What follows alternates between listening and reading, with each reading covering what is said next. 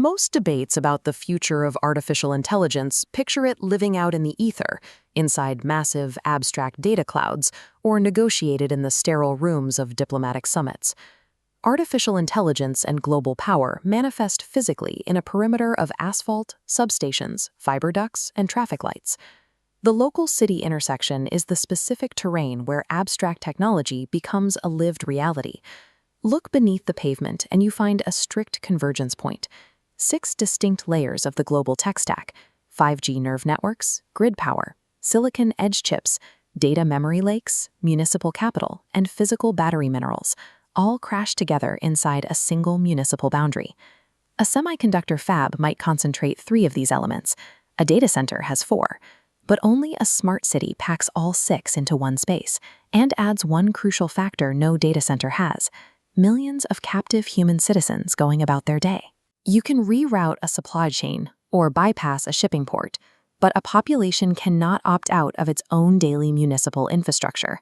That captive dependence turns the smart city into the ultimate physical choke point for geopolitical leverage. China's strategy, driven through its digital Silk Road, approaches this leverage by delivering the city as a platform. Instead of selling a local government piecemeal software licenses, they supply a fully integrated ecosystem where connectivity, traffic management, and cloud infrastructure all arrive in a single package. The physical proof of this integrated approach sits in the Ningxia Desert, inside a massive facility known as the Zhongwei Project.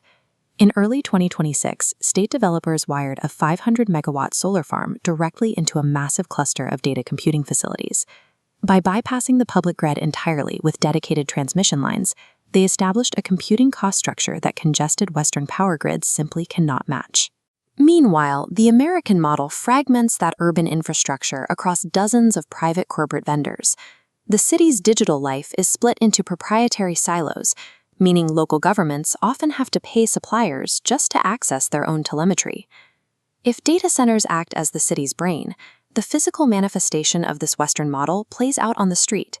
It is the agent economy, autonomous robotaxis making physical AI decisions at scale, operating side by side with human drivers. The constraint on Western operators like Waymo is navigating deep safety bureaucracies and maintaining social license. Compare that to the Eastern equivalent, like Baidu's Apollo Go fleet, which leverages sheer scale, logging millions of rides across multiple cities, and actively securing international distribution deals. The West clearly holds the highest financial valuations for individual AI agents. But the East is actively packaging its integrated, vendor-locked operating system and exporting it to other nations as a turnkey governance platform. The European Union offers a structurally different response. Instead of leaning into corporate fragmentation or state-directed integration, Europe uses heavy regulation as its primary architectural tool. They champion the local digital twin doctrine. This approach rejects the single-vendor monolith, favoring an open-source federated commons where different municipal datasets can securely communicate across interoperable standards. But this doctrine comes with intense friction. Strict data sovereignty laws like GDPR and incredibly complex public procurement rules are designed to protect citizens, yet they naturally throttle the speed at which this technology can actually be deployed. Europe is engineering the most rights-preserving urban architecture in the world. But they are trying to carefully draft a rulebook for a high-stakes competition that the Eastern and Western superpowers started playing years ago.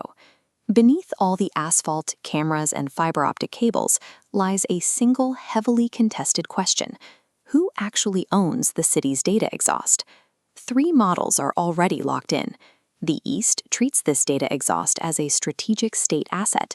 The West treats it as fragmented corporate property, and Europe insists it is a protected citizen right. That leaves a massive unallocated prize. The third pole is India, standing as the largest undecided jury in the global smart city market. While the major fortresses posture, India has quietly executed. Over a decade, they poured $20 billion into completing integrated command and control centers across exactly 100 major cities. The physical hardware is completely set up. Tens of thousands of surveillance cameras, emergency nodes, and thousands of kilometers of monitored network sensors are already actively gathering information from the urban environment. But this creates a profound vulnerability.